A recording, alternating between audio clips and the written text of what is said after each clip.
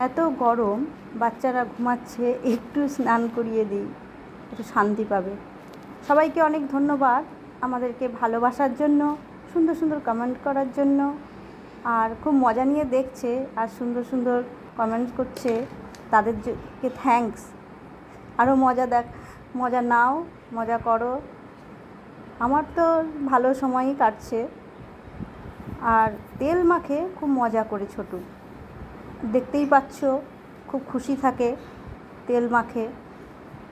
স্নান করতে চায় না, তবুও ছোটু ঠিক আছে, তেল মাখবে, স্নান করবে, ও বেশি কিছু করে না, মজা নিয়ে নিয়েই তেলটা মাখে।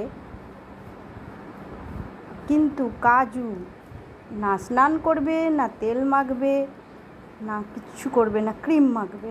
ওকে ভীষণ ভীষণ কষ্ট হয় ওকে স্নান করাতে গেলে।